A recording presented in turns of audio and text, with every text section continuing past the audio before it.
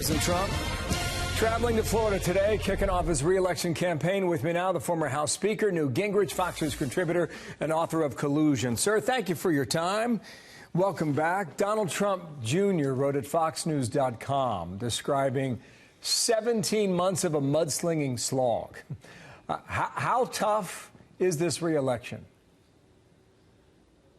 Well, I think it's tough, but I think when you've had 92 or 93% negative press coverage, the very fact that he's still standing is sort of a miracle. And, of course, part of that is that he has had a remarkable economy. People, I think, give him large credit for job creation and for wages going up.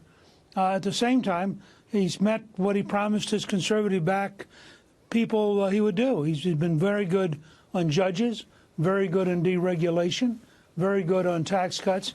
So he's going to have a fight. It's going to be very tough. But as Scott Rasmussen pointed out this morning, exactly on this date, 4 years ago, Donald Trump was at 1%. And 67% of the Republicans said they'd never vote for him. Now, this is a great campaigner. I think that he believes he's going to win. He believes it's going to be a fight to the finish. But he also believes, I think, that the Democrats are pretty weak. And I'm inclined to agree with him. I think the Democrats could stumble into a disaster if they're not careful. Well, that was June of 2015, what you just described me there from Rasmussen. Well, what do you make of all these hundreds of people camping out, sleeping out overnight? I mean, they're like, some of them look like Grateful Dead followers who, you know, get on the concert tour and go from one rally to another. Not all of them, but a lot of them moving from town to town. Does that tell us much? Well, what it tells you is that this is a president with a very intense relationship with his base, that everywhere he goes, he turns out 20, 30, 40,000 people. I think they had 100,000 register, and I can only get about 25,000 in the building. But I think 100,000 people registered for the kickoff. And I think that's because Trump is unique in that he was elected in the end by all the people who were mad at Washington, who wanted somebody with guts, who didn't mind if he had weaknesses as long as he was a fighter. And I think he's convinced him he is a fighter. He's also convinced him he means what he says. He's really trying to control the border. He's really trying to get illegal immigration under control. He's really trying to do the right things to create jobs. So his base is very, very solid, amazingly solid. I know of no other president who could have gotten 92% negative press coverage and still be standing. Oh. Orlando Sentinel, speaking of which, a moment ago endorses anyone but Trump. There's no point pretending we'd ever recommend readers vote for Trump.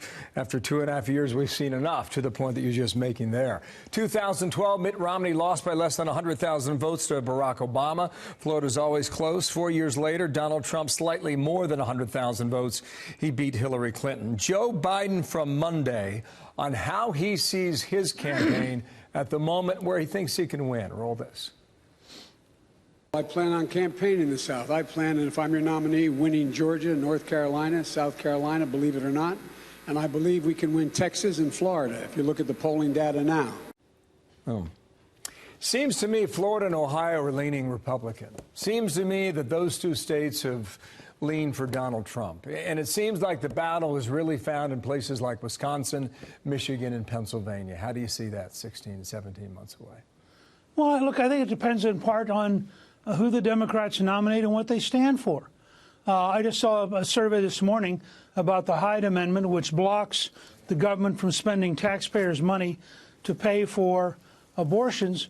The country overwhelmingly favors keeping the Hyde Amendment. Every Democratic presidential candidate is going to be for repealing it.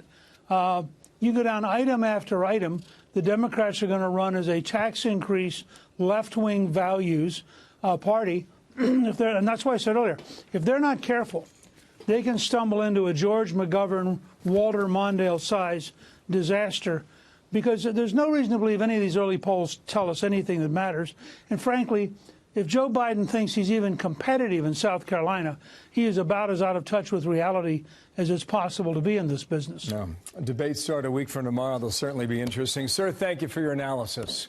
Hope to bring you back Glad to be real with you. soon. There's going to be a lot to talk about here, trying to figure out the shape of the country and where we've been and where we're going. Thank you, Newt Gingrich, for being with us today. Thank you.